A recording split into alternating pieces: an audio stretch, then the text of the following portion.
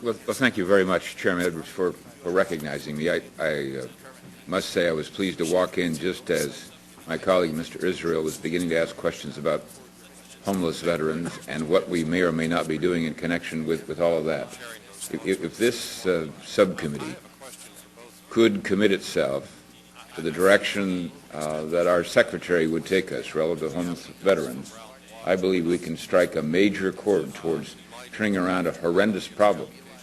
The homelessness problem began, I believe, many years ago in California, where we passed legislation that was designed to say too many of our citizens, because of illness and otherwise, are finding themselves in mental hospitals. And we had a tendency back then to just want to throw the key away. You put them in a mental hospital, and that's taken care of. Society doesn't have to worry anymore.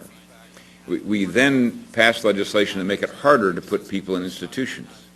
And hand in hand with that was supposed to be a clinical process whereby those people, a very significant percentage being veterans, those people were supposed to go to clinics, get meds, etc.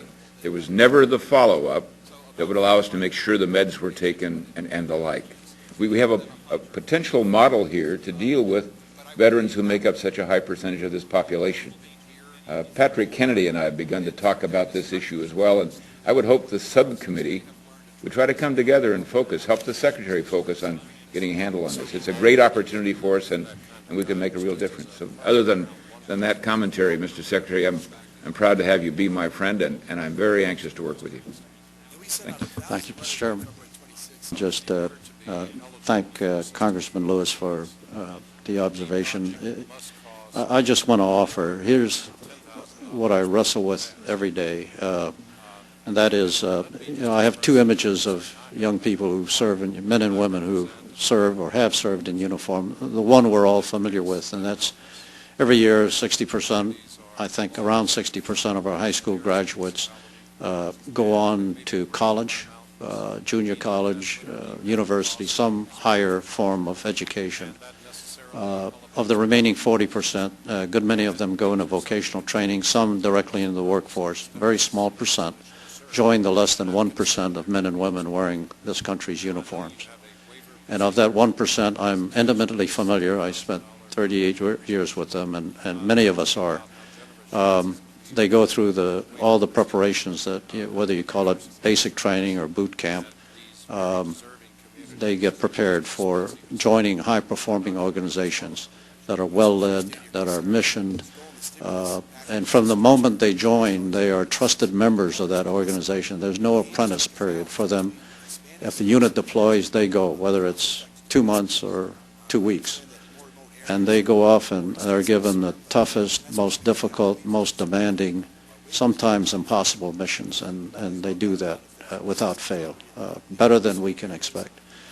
The second image I'll offer to you is the one that I'm troubled with, and it's the one that Congressman Lewis raises. And it's a very much smaller population.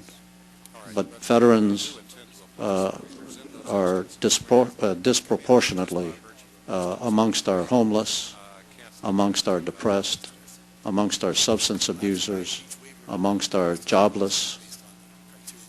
And I offer, these are the same kids in both those two images. There's no difference between them. And we have to figure out, and that's what VA intends to do, is to figure out how to keep youngsters in image one continuing to be the high performers that they are, and to reach an image two and begin to solve some of those problems so that over time we're not dealing with this. The same youngsters, it's not about them, it's about us.